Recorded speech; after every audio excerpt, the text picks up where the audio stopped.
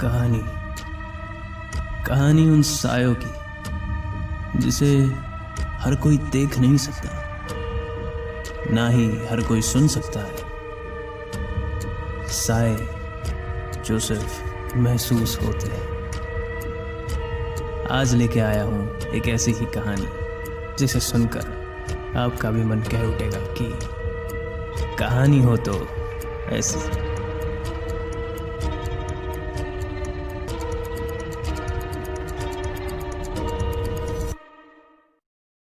हर किसी का सपना होता है कि मेरा भी एक बड़ा घर हो, आलीशान सा, जिसमें एक बड़ा लॉन हो जहां मेरी गाड़ी रह सके और गार्डन में बैठे बैठे अपने परिवार के साथ सुबह के चाय की चुस्की ले सकूं। रोहित, जिसका सिविल इंजीनियरिंग का लास्ट ईयर चल रहा था, उसके पापा भी कई सालों से कंस्ट्रक्शन लाइन में ही थे। उसका बड़ा परिवार तो नहीं था, पर सपने जरूर बड़े थे। रोहित अक्सर अपने पापा मोहनलाल के साथ साइट पर जाता, सब काम समझता और अपने पापा का हाथ बटाता, उनकी मदद करता।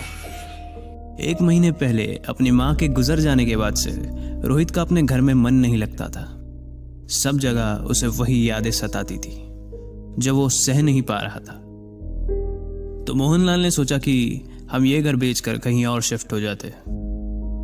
बड़ी मुशक्कत के बाद एक घर मिला जो रोहित के मन को भी भा गया।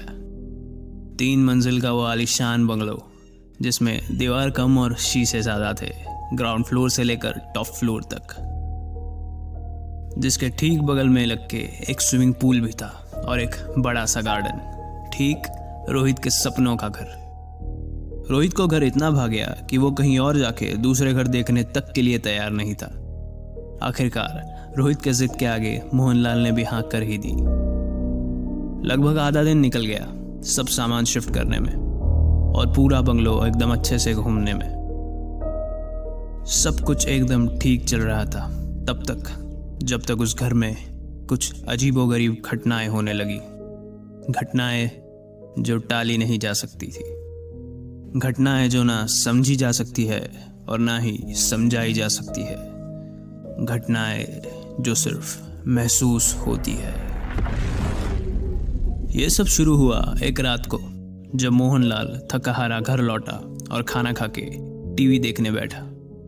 थकान की वजह से टीवी देखते देखते उसकी वहीं पे आंख लग गई और रोहित तो पहले ही अपने कमरे में जाके सो चुका था। अचानक रोहित को जोर से कुछ गिरने की आवाज आई। उसे लगा शायद पापा होंगे और शिफ्टिंग का कुछ सामान जो अभी तक ठीक से सही जगह लगाना बाकी है वो उनसे गिर गया होगा। रोहित उठकर हॉल में गया।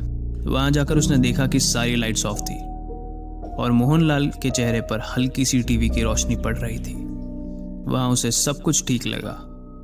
फिर उसने उस चीज को अपना वहम मानकर छोड़ दिया और दबे पांव किचन की तरफ गया ताकि मोहनलाल की नींद ना टूटे।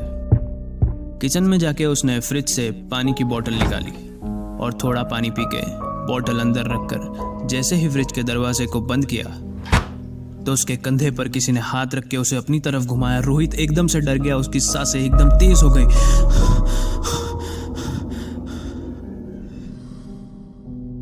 पापा, आपने तो मुझे डरा ही दिया।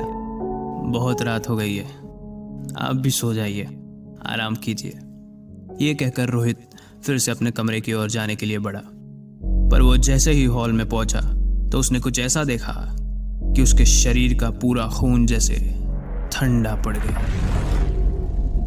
उसने देखा कि मोहनलाल तो अभी उसी सोफे पर टीवी की हल्की रोशनी के सामने सोया था। तो वो जो किचन में था वो कौन था? रोहित ने यह सोचते हुए अपने पैर फिर से किचन की तरफ मोड़े, पर इस बार जब किचन में जाके देखा तो वहां कोई नहीं था।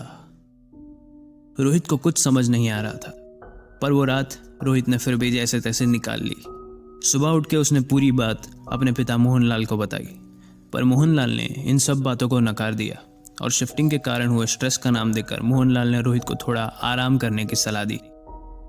फिर 2-3 दिन तक सब कुछ ठीक था, पर फिर एक दिन देर रात मोहनलाल अपनी कार से घर आया तो उसने देखा कि बंगलों की सारी लाइट्स ऑफ है। शायद रोहित सो गया है, ये सोचकर वो पार्किंग की तरफ बढ़ा और पार्किंग एरिया में अपनी कार पार्क कर ही रहा था कि उसने देखा कि रोहित के कमरे की खिड़की पे कोई खड़ा है। ऐसा लग रहा था जैसे कोई साया हो और वो उसी को देख रहा हो। मोहनलाल को लगा शायद ये रोहित होगा। उसने हवा में हाथ उठाकर रोहित को हाय किया, पर वो साया अपनी जगह से हिला तक नहीं। मोहनलाल को यह बात थोड़ी अजीब लगी। उसने गाड़ी लॉक की और बाहर निकला ही था कि उसने देखा कि नीचे के दरवाजे की दाईं तरफ की खिड़की में कोई साया खड़ा है। रोहित का इतने जल्दी नीचे आना तो नामुमकिन था, तो ये उसकी आंखें क्या देख रही थी? उसने अपनी आंखों पर से उंगली घुमाकर फिर उसे ठीक से देखना चाहा। जैसे ही उसने अपनी नजर उठाई तो उसने कुछ ऐसा देखा जिससे उसके पूरे शरीर में सिहरन सी दौड़ गई। उसने देखा कि अब दाईं तरफ के साथ साथ दरवाजे की बाईं तरफ की खिड़की पर भी एक साया था, जो एक टक लगाए उसे ही घूरे जा रहा था। रोहित अकेला घर में है तो अंदर दो लोगों के होने की तो कोई संभावना ही नहीं थी। मोहनलाल ने थोड़ा पास जाके देखा तो उसे उन दोनों के धुंधले से चेहरे दिखे और उन दोनों में से कोई भी रोहित नहीं था। ये सब देख के मोहनलाल वहीं पे बेहोश हो गया। सुबह जब आँख खुली तो रोहित उसे उठा रहा था। उसके चेहरे पर पानी के छींटे मार रहा था। मोहनलाल को ऐसा लगा जैसे उसने पिछली रात कोई बुरा सपना देखा था। उसे लगा शायद देर रात तक रोज काम करने की वजह से उसे थकान हो रही है और ये उसी का नतीजा है। उसने इस बारे में रोहित को कुछ भी ना बताना ही ठीक समझा। पर उसके बाद रोहित हर 2-3 दिन में हॉस्पिटल में एडमिट होने लगा। कभी वो अपने कमरे से उतरते वक्त सीढ़ियों से गिर जाता तो कभी उसके सिर पर बेवजह फ्लावर वास गिर जाता। रोहित ने मोहनलाल से कहा कि वो सीढ़ियों से गिरा नहीं था, उसे किसी ने पीछे से धक्का मारा था, जबकि घर में वो अकेला ही था। रोहित को इस बात का पूरा विश्वास हो गया था कि वो घर हॉन्टेड है।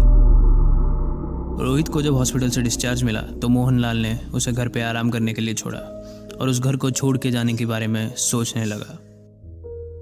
उसे ख्याल आया कि इस घर के बारे में यहाँ के आस पड़ोस के लोगों को पूछ के देखता हूँ। जब उसने तलाश की तो आखिर उसे अपना जवाब मिल ही गया।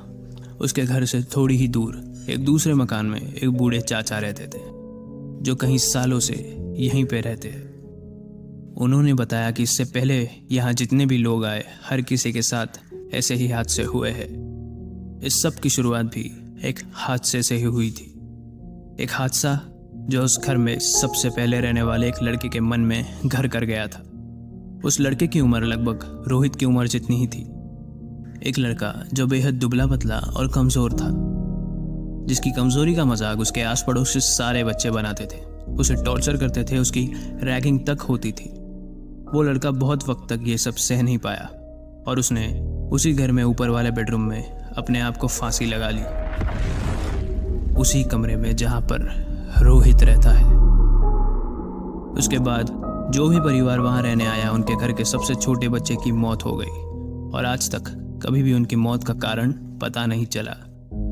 ये सब सुन के मोहनलाल का डर से जैसे गला सूख गया और उसे रोहित की चिंता होने लगी। वो जैसे ही फिर से घर की ओर जाने के लिए मुड़ा तो उसके फोन की रिंग बजी।